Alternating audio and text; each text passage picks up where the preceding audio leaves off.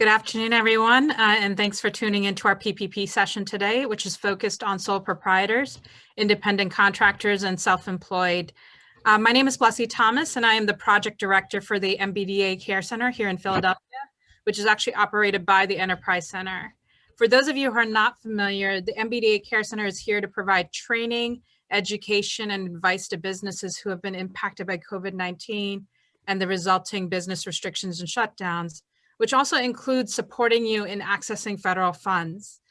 So as many of you may have seen, the Biden-Harris administration amended the Paycheck Protection Program legislation this week and expanded eligibility to ensure more small businesses can access this forgivable loan funding.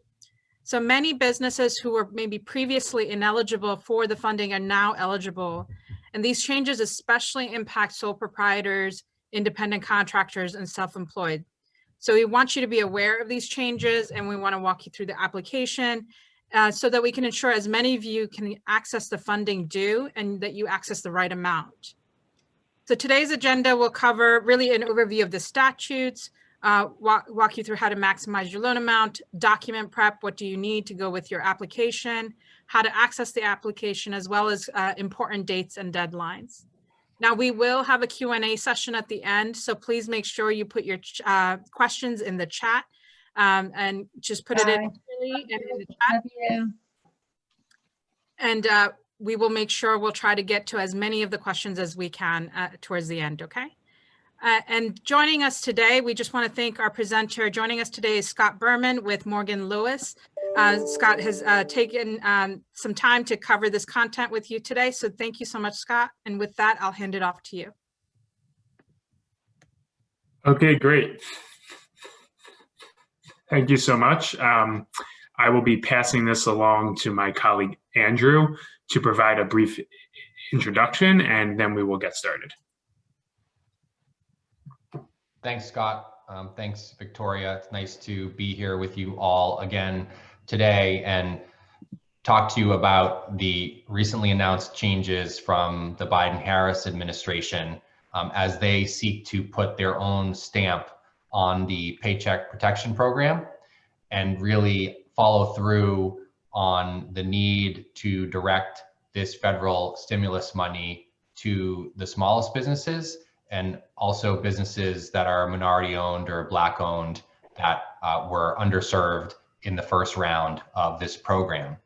These changes were announced on Monday, and what they effectively do at a high level is they put a 2-week pause on bigger businesses, bigger small businesses accessing this program.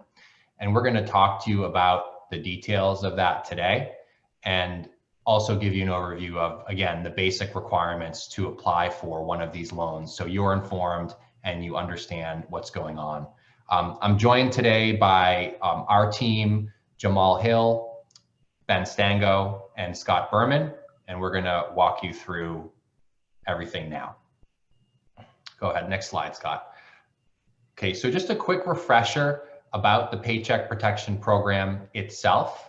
This new round of the bill is a $2.3 trillion spending bill, and it includes $900 billion for pandemic relief, $285 billion of which is dedicated towards the Small Business Administration's Paycheck Protection Program. The current round of the program is open until March 31st, 2021. And these recent changes from the Biden-Harris administration create a 2-week window or hiatus for everybody else to allow the smallest businesses to come in and try to access the program. Loans are still accessible on a first-come, first-served basis, but this ability to access the program and I think get attention and visibility if you're under 20 employees, very small, will be valuable to a lot of you that own small businesses of that type today. Next slide. Okay, I'm going to turn it over to Jamal. We're just going to give a quick refresher of the key components of these PPP loans themselves, and then we'll talk to you about the changes. Go ahead, Jamal. Thanks, Andrew. Hi, everyone. So again, to continue the recap, the first time PPP loans provided up to $10 million with the 1% interest rate, and the actual loan amount would be either the lesser of $10 million, or the 2.5 times the borrower's average monthly payroll for the last 12 months. Compensation over $100,000 was excluded, and the SBA is guaranteeing 100% of the issued loans during the period of February 15th, 2020, up until March 31st, 2021. And here's some examples that the loan proceeds cover.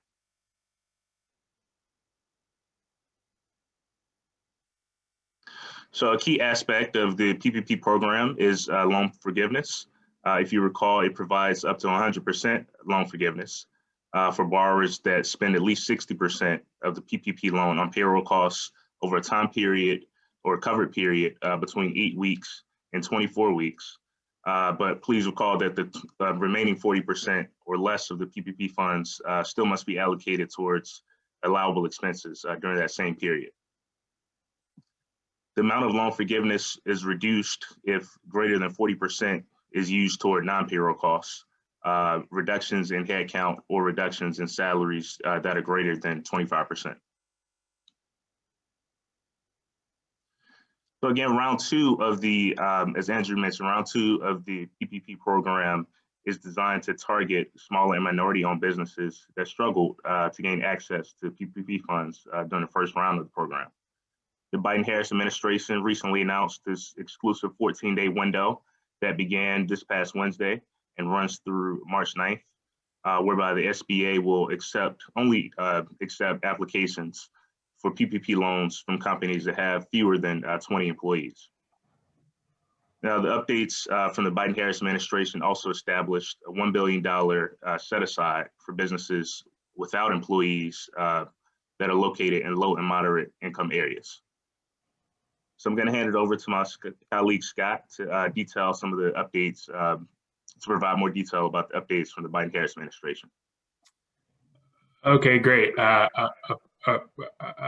Appreciate it, Jamal. So in addition to the exclusive application window that the Biden administration announced, they also announced kind of additional key legislative updates that will be targeted towards providing underserved business owners with access to the PPP program. Now, the point of these updates are to provide access to the program for business owners who either were not eligible in the past for the program, or they were eligible, but were only eligible for a very small loan amount. So the first update there that you see will be that the SBA will announce guidance to allow businesses without employees to use a different calculation formula to determine their PPP loan amount. This is really important because in the past, and as the current application says, these business owners have to use net profit to calculate their loan amounts, which means that if a business owner has a net loss, they were not eligible to apply for the PPP. So the expectation now, and you can see here that we're still awaiting confirmation from the SBA, as these announcements are not expected to go into effect until early March, so hopefully at some point next week. But the expectation is that these businesses will now be allowed to use gross income, which is really important because even if the business is operating at a net loss, if they have gross income, they can use that number to flow through to the loan calculation amount. And we will be going through kind of a detailed outline of how to get towards this calculation a bit later in the presentation. The next two updates from the Biden administration are really about providing access to the program for business owners who perhaps were not eligible in the past. So the first one is that the SBA is going to eliminate an exclusionary restriction on PPP access for small business owners that have prior non-fraud felony convictions. So this means that it will allow business owners who have an individual that owns the business by at least 20% If this individual has a non-fraud related felony within the past year, they will now be eligible to apply for the PPP program. In addition, they are also removing an exclusionary restriction that said that if a business owner who owns the business by at least 20% is either currently delinquent or has defaulted on a student loan in the past 7 years, they had been excluded in the past, they will now be eligible to apply. The last update here is there had been some confusion in the past of whether a non-citizen can apply for the PPP program. Now, with these additional updates, the SBA is going to ensure access for non-citizen small business owners who are lawful U.S. residents by clarifying that they're going to be allowed to use their individual taxpayer identification numbers to apply for the PPP. Now, again, we just want to emphasize here that these announcements were announced by the Biden administration on Monday. But even though the exclusive application window went into effect on Wednesday, these changes here have not yet been put in place, and the SBA has reported on their website that these will be implemented by early March. So the hope is at some point next week that all of these changes will be implemented. So we want to kind of run through all of this information with you so that when these changes are ready, that you will still have time to take advantage of the exclusive application window in addition to all of these changes. I'm now going to pass it over to my colleague, Ben, who is going to talk a bit about kind of the details of the application. Thanks very much, Scott. Hi, everyone. Great to be here with you today. So I'm going to talk you through some of the basics of the application here, and we're actually going to put the current version of the application up on the screen. Now, as Scott said, the application is changing, so the version you will engage with likely will be slightly different from what we're showing you here. But given the complexity and the messiness of what you deal with working through the paperwork of this program, we thought it's essential to just get the application as it stands in front of your eyes. You have a sense of what am I going to have to answer? How does this all come together? How do I actually move from, okay, yes, this applies to me, I should be able to receive funds, to putting together an application with a lender. So the first step is connecting with a lender. And as was said in the beginning of the presentation, the Enterprise Center is a qualified lender. You can work with them directly. There are many lenders throughout the region. And the SBA's website actually lists all lenders who are qualified to participate in the program. So oftentimes working with your current lender, if you have one already, is a great way to approach this, because it means that you're already in their systems. Kind of the intake pieces of this, which we'll discuss a little later on, aren't as essential, and hopefully you can move through the process a little more swiftly. So for qualification, the major categories that businesses have to fit into are generally met by folks on this call. And that means we're talking about businesses with fewer than 500 employees, or a similar category based on the SBA's loan size standards, sole proprietors, independent contractors, self-employed persons. We know that folks on this call generally fall into one of these buckets as well. So you definitely qualify. And as Scott and Jamal and Andrew have mentioned, the changes to this program are very much driven by supporting businesses like yours, smaller businesses, sole employee or sole proprietor businesses, minority-owned businesses. So everything that's happening now, while it might seem like a bit of flux and another whole set of changes, which it is to a program that's gone through a lot of that, it is very much designed to benefit you. So as we're working through this, I think you can, kind of approach it with the mindset of likely you will be able to qualify here. Now, there's certain twists and turns to how you determine how much you qualify for, and there are some disqualifying factors that we'll get into, but know that the frame of this program very much now is framed for you and your type of business. So I think that folks should generally assume that I likely can apply for this, let me give it a go, rather than trying to work through the twists and turns of qualification before even getting your hands on an application and digging into the details. Next slide, please. the one thing I'll mention from that prior slide, because I know this has come up in prior conversations, C3s, nonprofits, are eligible here. That's not a barrier. So here's the application in tiny, tiny font. Just from the outset, kind of talking about the business name, address, NAICS code, this type of information likely at your fingertips or easily accessible, but especially if you're starting with a new lender, which we know many of you will be, having access to the primary documentation behind this basic business information is really important. By that, I mean your documents showing how you were formed in the Commonwealth of Pennsylvania or the state of Delaware, all maybe your tax ID number from the IRS, all of that key documentation. That's the type of thing that your lender is going to be requesting when they get you set up in the system if you haven't worked with that lender before. So our big piece of advice here is make sure all your documents are in order. I know that folks are probably working through taxes and you might already have a lot at your fingertips, which is terrific. But one of the big pieces to this large PPP puzzle is just making sure you've got the right documentation at your hands. So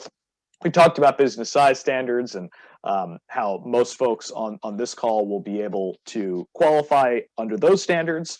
We'll get a little bit more into detail about payroll and number of employees later in the presentation, but again, we're gearing this towards small businesses with one or no or very few number of employees. Now, the purpose of the loan. So when you're applying for the loan, you also need to certify, and there are a bunch of certifications that you'll see in a second, as to how you're going to use the funds that you receive from the loan. And it's critical, it's legally binding that you are agreeing to use these funds for the purposes set forth here. So there is that 60-40 split in terms of payroll uses and non-payroll, meaning 60% has to go to payroll costs. And then these other costs that qualify as uses of the funds. So it's a big category now that was expanded from a much more restrictive category early on. So you can use these funds for rent and mortgage interest, utilities, covered operations, all the other categories you see here.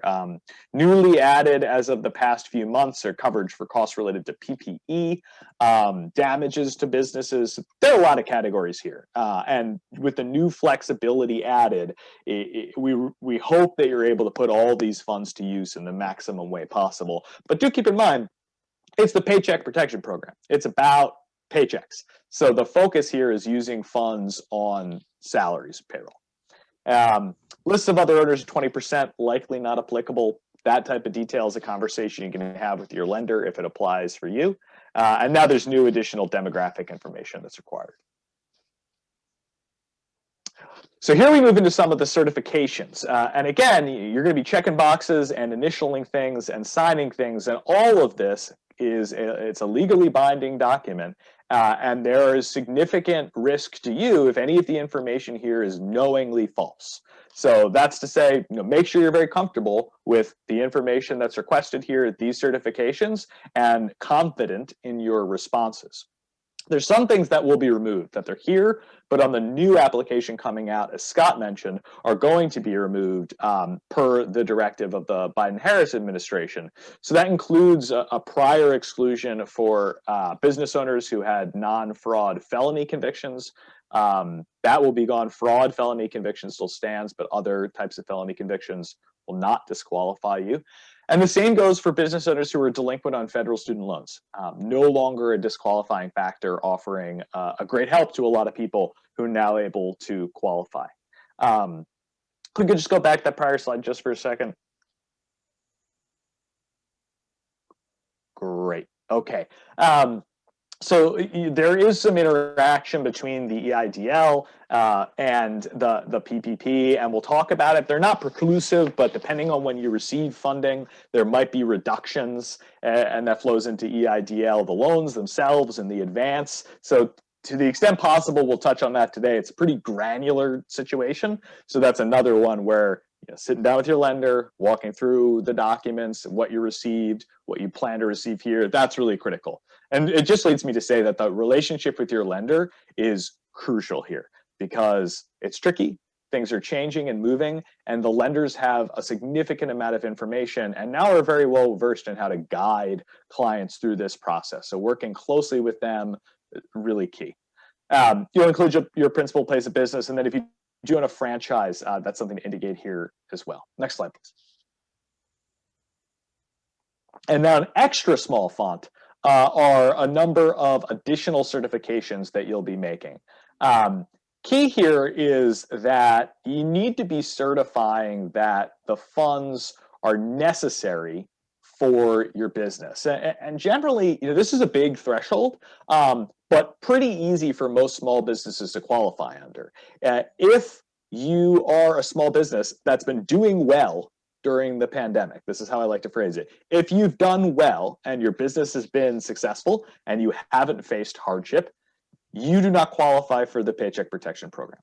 That's kind of the baseline here. This is for businesses that have had significant negative impacts, have not been able to access other sources of liquidity. This is not just a open opportunity for anybody who has a small business. So I like to say, if you're the small business version of Zoom or Amazon, this program does not apply to you. You cannot access these funds if you've been doing gangbusters business during the pandemic. You had to have been in business on February 15, 2020. That's another factor here. So we know a lot of businesses have been created since then, but this is a retroactive program meant to keep prior existing businesses who were impacted by the pandemic before we all knew what the pandemic was, keep them in sound financial position, or at least better financial position. We've talked about use of funds. You're going to be certifying that you're using the funds the way that they must be used. That certification is key. You'll provide information about, you will certify to all the other information that you provided too. Again, certifying the fact that it's complete and accurate and true. And then you'll see through the rest of this, it all aligns to the information you're providing, and you are making your own personal certification to the facts as you state them in this application. So, not something to be scared of. This is not a program or a contract where someone's trying to pull a fast one or call out a gotcha, but you want to make sure that your information is correct. And that's the really key thing here.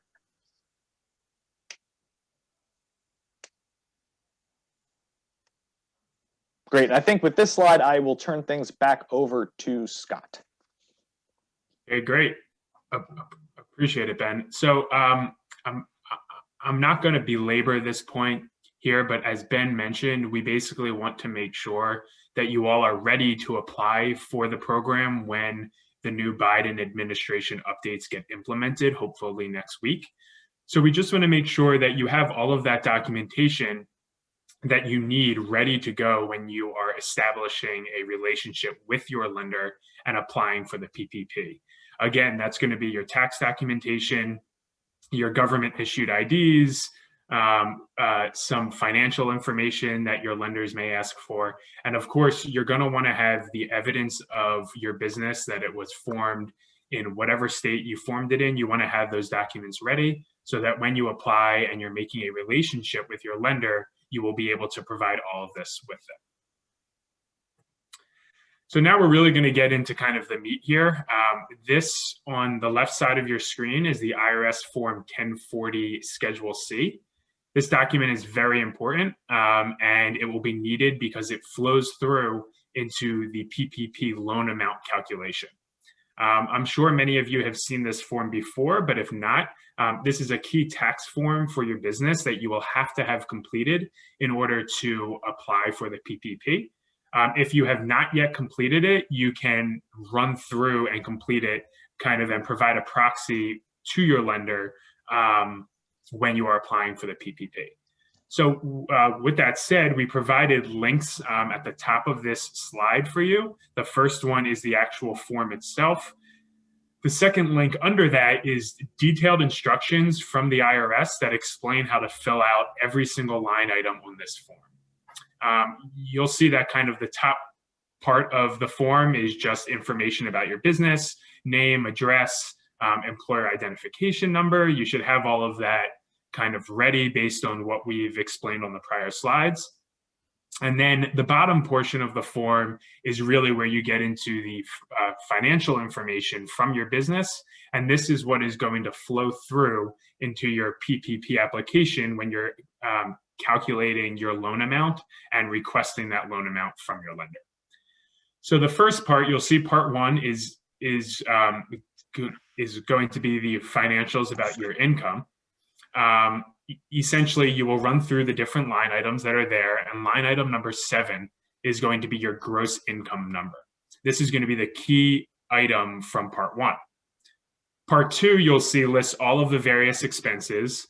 And again, if you click on the link to the instructions at the top of the slide, it will run through kind of what all of these categories are, and it provides some examples of what they are and what types of expenses go into which line item. After you're able to plug all of that in from your business, line item 28 is kind of your overall expense number, and that's the important number, your total expenses that you're going to take from part 2. So your gross income number from part 1, line item 7, and your total expense number, line item 28 from part 2, these are the 2 important line items that will go into calculating your net profit. Now, as we explained on some of the earlier slides, in the past, and as the current application stands, the net profit number is very important because that is the number that flows through to the calculation amount, both for businesses with employees and for businesses without employees. Now, with the new Biden administration changes, there is going to be an update to that calculation for businesses without employees. So that would be independent contractors, sole proprietors, etc. So the expectation here, which we'll talk about on the next couple of slides, is that for businesses without employees, you will be able to use the gross income number, so that line item number 7 from part 1. But for businesses that do have employees, you will still be working off of that net profit number. So now we're just going to run through a couple of quick examples. Coffee, please. One for a barber shop that is owned just by the one individual. It's a sole proprietorship. And then one for a daycare that might have a couple of employees under their business model. So here is an example of a calculation for a business without employees. So for a sole proprietorship, say you are a barbershop. This chart on our left comes directly from the Schedule C that we just reviewed. You can see the Part 1 income is there. And then you can see the Part 2 expenses we've crossed out, because currently the Part 2 expenses are used to get the net profit number for businesses without employees. But under the new Biden administration updates, the expectation is that gross income will be used and not net profit. So you will not be considering expenses if your business does not have employees. One key caveat here is you'll see that for this business, they had $150,000 of gross income, but you'll see that number on the bottom of the chart is reduced to $100,000. That is kind of the cap that the SBA has used throughout various different calculation types. And so the expectation is they will use a similar type of cap when the new calculation guidance is announced, hopefully next week. So if you have a gross income of above 100,000, you have to then reduce that number to 100,000. That's the maximum cap. But if your gross income is only 25,000, then you will use that 25,000 number. So for this business, the gross income is reduced to the $100,000 cap. You then take that number, step 2, to get your monthly income. You divide your 100,000 by 12 to get that number, and you can see that that is roughly $8,000 and change. The next step is you're going to multiply your monthly payroll. That's what it is. True. Excuse me. Would you guys mind putting yourselves on mute, please? So step 3 is you're going to take that monthly payroll number. You're going to multiply it by 2.5 to get an amount that is essentially equivalent to 2.5 times your payroll. as that was kind of the original intent of the program, was to provide businesses with 2.5 times payroll for this loan. So you'll see here for this business, this barbershop that has $100,000 in income, their loan request amount ends up being just under $21,000. Now, this is a really important update because under the old and current calculation method, this business would have only had $10,000 in net profit because income minus expenses here would have only been $10,000. This would have resulted in a loan of just under $2,100. So you can see here that this business is getting a lot more money under this new update from the Biden administration.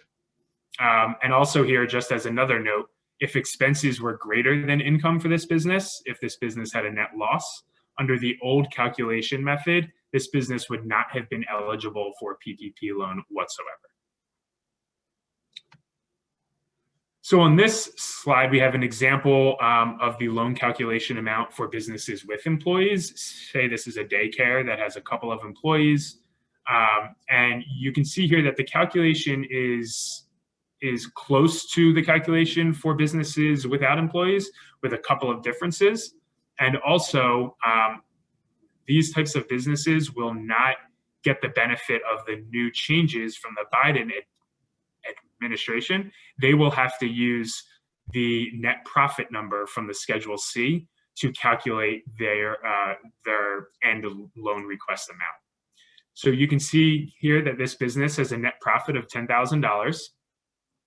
Under step 1, there are additional items that need to be added to get to their overall payroll amounts.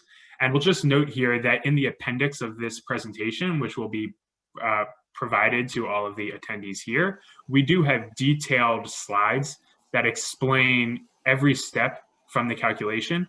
So you can always take these examples and put them side by side with the detailed loan calculation steps to walk through them yourselves once we're done with this presentation.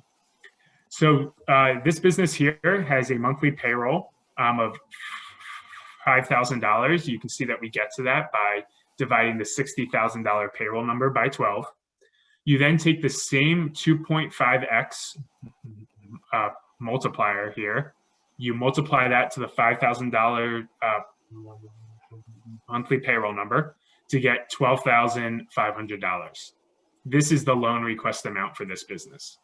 Again, if expenses in part 2 were higher than income in part 1, then this business would be operating with a net loss and would not be eligible for the PPP loan. This business, again, has employees and will not get the benefit of the new Biden administration update that will hopefully go in at the beginning of March next week. I'm now going to pass this along to my colleague, Andrew, who will give a brief wrap up, and then we will jump quickly into the question and answer session. Thanks, Scott.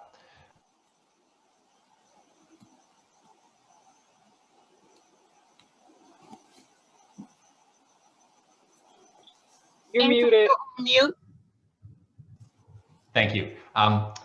So just a quick reminder about some of the risks associated with these PPP loans. This is a form of government relief, and when you do apply to receive funds from the federal government, they require that you make certain certifications to them, including that you're eligible for the program and that you have a need for it. And that should be the case for most of you. I mean, if you're looking at these new Biden administration rules to access the program. But just a reminder to make sure your information is accurate and truthful when you apply, and then you should not have any issues in this regard. I think that's just my public service announcement on this piece. And then Ben is going to try and sort through the many questions that have come up in the chat and categorize them by area. And then we do have some supplemental slides where we're going to use those to try and answer your questions. So Ben, see if you can make sense of all those questions, and we'll try to get everyone on the line some further information. Thanks, Andrew. And a big thank you to the Enterprise Center, not just for hosting this presentation, but also for being pretty darn incredible with responding to questions as they've come in through the chat. High level of expertise here, which is, I hope, a great resource to everybody who's participating. So I think what we're going to do now, since there have been a few questions about the second draw PPP loans, so loans for folks who received PPP before, and now we're taking a second one or considering that, I'm going to kick it back to Jamal, who's going to talk through second draw PPP loans. While Jamal discusses second draw, I would ask that folks who have new questions or whose questions were not responded to previously, drop those again in the chat, and then after 12:37 p.m. on the timestamp of the chat, we'll start working through those and see if we can get you answers to your questions. So over to Jamal. Thanks, Ben. Okay, so here we have this hopefully helpful chart that shows the difference between the first-time PPP loans and the second draw PPP loans. So first, with respect to eligibility requirements, the PPP loans, for PPP loans, you have to have had no more than 500 employees for the first draw, whereas for the second draw loans, that cap is 300. Affiliation rules apply in both cases. For the second draw loans, we note that you have to have used or plan to use the full amount of your original PPP loan. And you must have experienced a 25% reduction in revenue in the first, second, third, or fourth quarter of 2020 relative to the corresponding quarter from 2019. As we noted earlier, the max for the first draw loans is $10 million, but the max for the second draw loans is $2 million. In both cases, loan forgiveness is non-taxable. But also in both cases, business expenses that are paid with the loan amounts are tax deductible. And in terms of the forgiveness requirements, in order to get forgiveness, you have the same 60-40 split in terms of the cost allocation between payroll versus non-payroll costs. We have another slide in there, Scott, that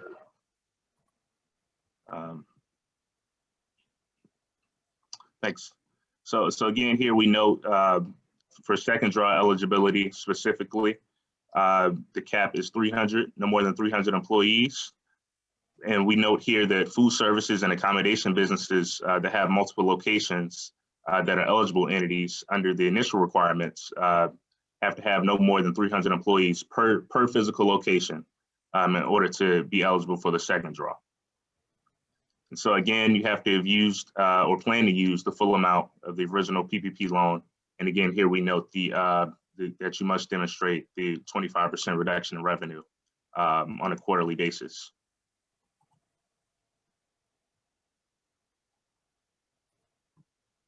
So again, we note the max of $2 million for second draw loans. And we note the 2.5 times your average monthly payroll costs for the loan amount for the initial draw, as we noted earlier. But there's one exception that we have: applicants in the accommodation and food services industries, that are designated as designated by the Small Business Administration, are eligible to receive a loan for the lesser of 3.5 times the average monthly payroll, or the max of $2 million for the second draw loan.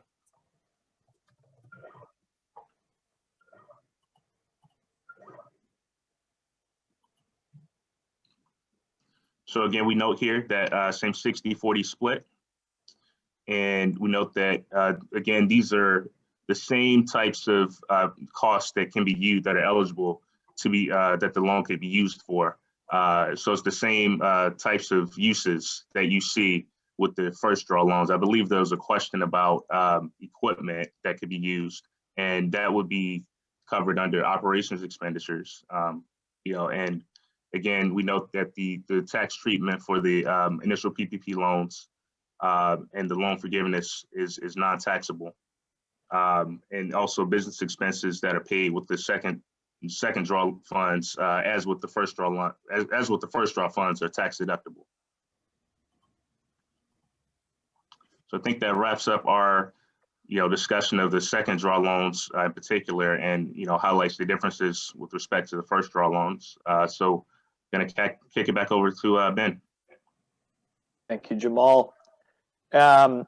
So there are a number of different questions here. I think we lost the PowerPoint. I'll give that a second. Great.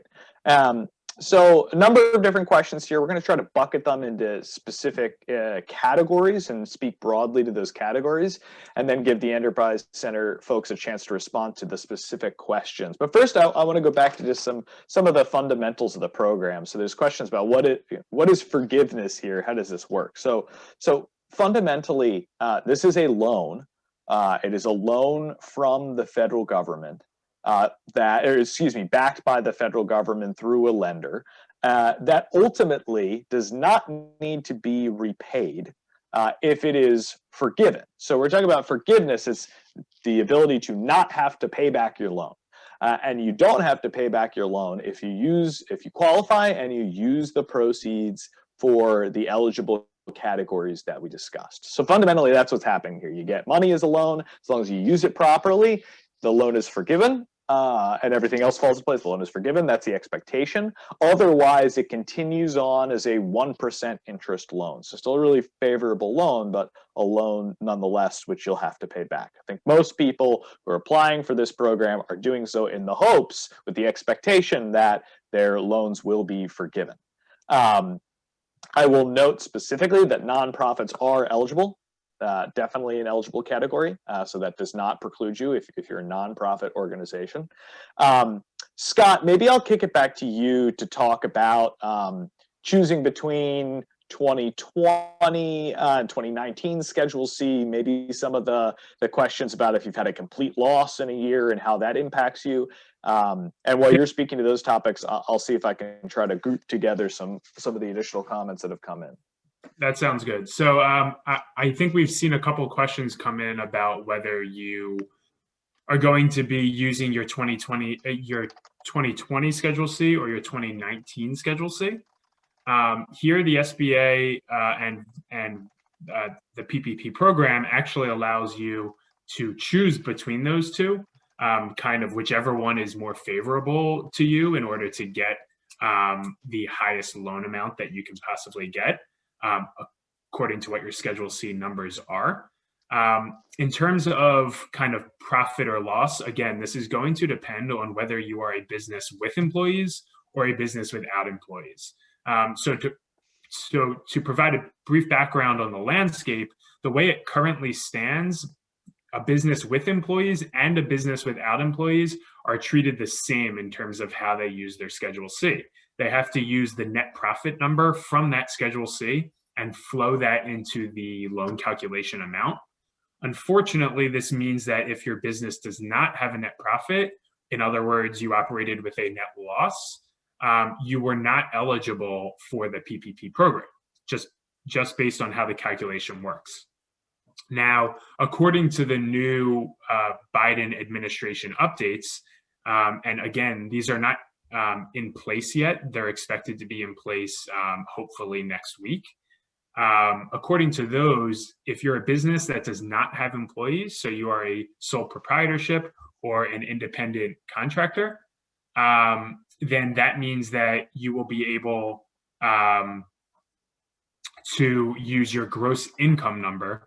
So even if you're operating at a loss, you will be able to use your gross income number, flow that through from your Schedule C to your loan calculation amount, and now be able to receive a loan. Unfortunately, this new update will not impact businesses that do have employees.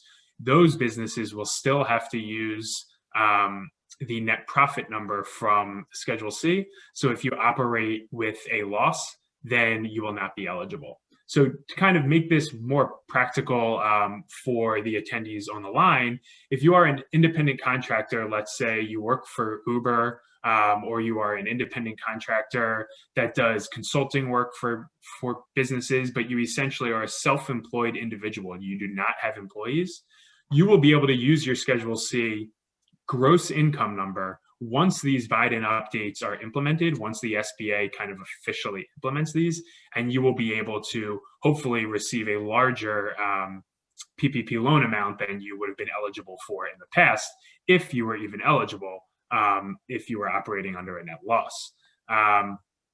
Again, the hope is that these new updates will go into effect during the exclusive 2-week application window, which ends on March 9th. So the hope is that you will be able to take advantage of both the exclusive application window and the new Biden updates once they're implemented. Even if they are implemented during that period and you're not able to apply during the exclusive period, the program does run through the end of March. So you still will have time. And depending on what the new administration decides to do, there is the potential that it could be extended beyond that. I will pass it back to Ben now. Thanks, Scott. Yeah, and I want to drive that last point home. This is a unique change that has just come through, and the program is not caught up with the proposals from the Biden-Harris administration, but those proposals, those expected changes, are likely highly beneficial for a lot of folks on this call. So it becomes a tricky situation where our prior guidance had always been apply, apply, apply, get your application in, be participate in the program. Now we might advise a little more restraint while these new rules go into place. It's definitely good to build that relationship with your lender as you've been staying and starting to work with them. But because of some of the processes at play, we wouldn't want you to submit an application based on the old rules and then new rules roll out that would provide you with the opportunity for greater funding, and you've missed out because you've already submitted that application. So a lot of that is, keeping an eye out in the news. Unfortunately, that's the case. That's what we do a lot of the time, because a lot of this information comes quickly out of the administration. But also really create that solid relationship with your lender. Explain to them your situation. You expect to be able to qualify under these new, more favorable rules. You don't want to submit an application early if it means that you wouldn't be able to benefit from those rules. So we go back, and we've said this a number of times, like that lender relationship is key. There were some questions in the chat about whether or not you can change information, and that depends on what stage you are in the application process, but it fits into this conversation about having a close relationship with your lender, because they are the individual, the entity that'll be able to help shepherd you through that process. All right, I'm going to keep looking at questions that come in. If members of my team have seen particular questions they want to jump on, please go for that as I scroll through myself. Again, thanks to the Enterprise Center for all of the great responses in the chat. And 2 questions I noticed, I think, as a pattern is one was around if they've received any funding through PA grant as of last year or early this year, or if they've applied or received funding through EIDL, can they still apply for PPP? The answer is yes. So just so that everybody knows, I think I saw variations of that multiple times come through. There was one question, I'm having a hard time finding it, but I think it's good to address. It was a scenario where somebody got both funding from the first draw and second draw, and they were wondering if they can apply based on these new regulations for another draw.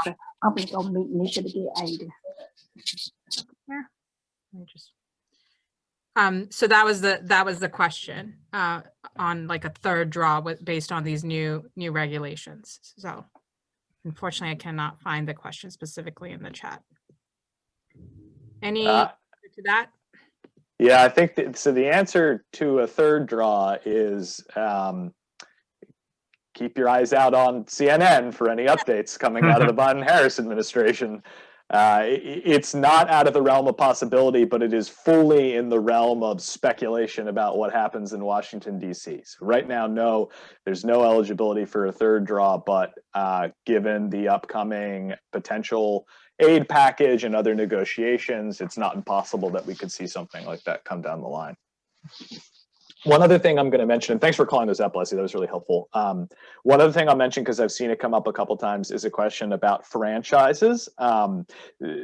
Not really much here for this group. Generally, eligibility is not an issue for franchises. The reason why we called it out is because there's an exception for some of those rules that might count you and a bunch of related businesses all as one group and disqualify you, the affiliation rules. There are exceptions to those rules for franchises. So franchises more likely to be able to qualify, not any sort of issue unless your franchise is done very well and you have regular access to liquidity, just like any other business, that would be a concern. I see Scott going off mute, which makes me think that he might jump in here. Yeah, so I saw a question on the chat as well about how long you have to pay back a PPP loan if you did receive one.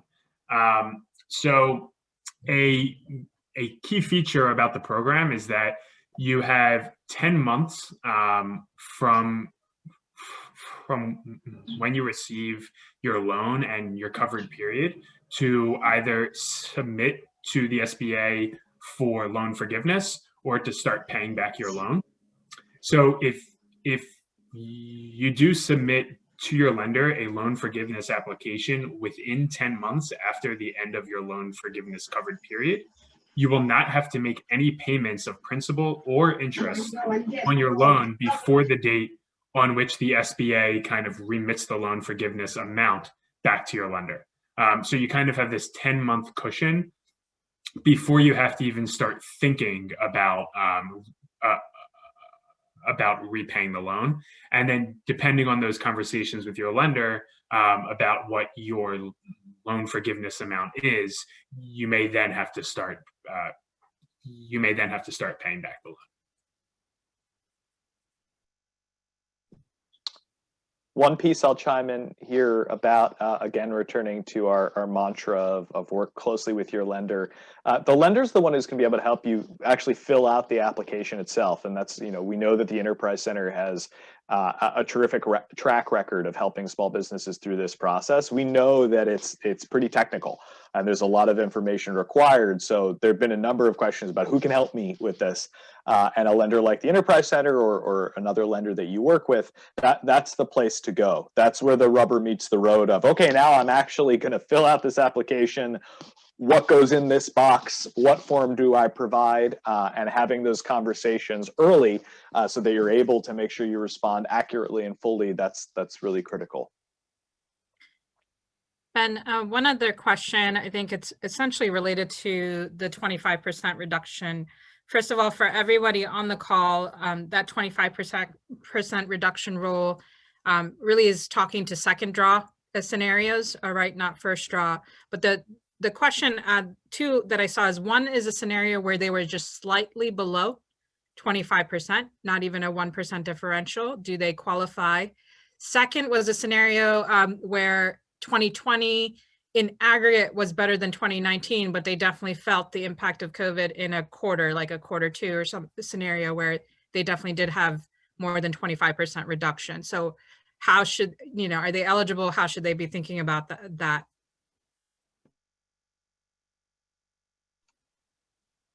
I can jump in there, but any of my colleagues want to take that one, or should I give it a go?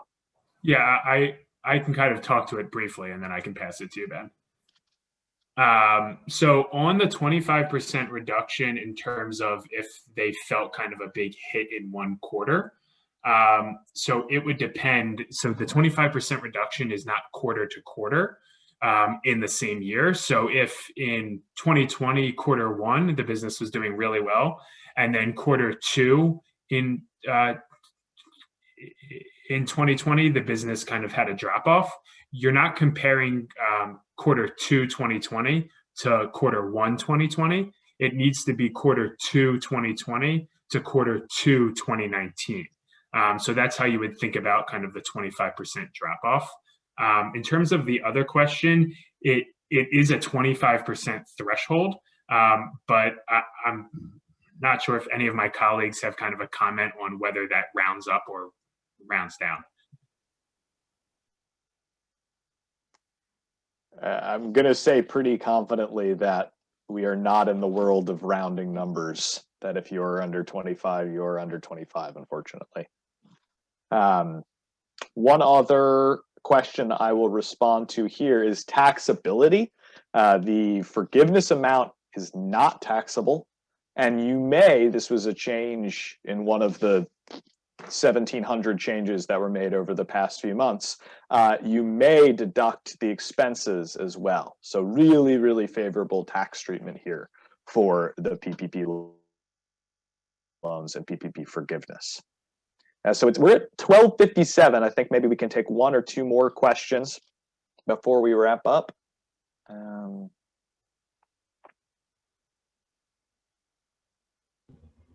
I just received a question about the 25%. So just to reiterate what Scott said, we're looking for just one instance of a 2019 quarter versus a 2020 quarter, where the 2020 quarter was 25% less than 2019.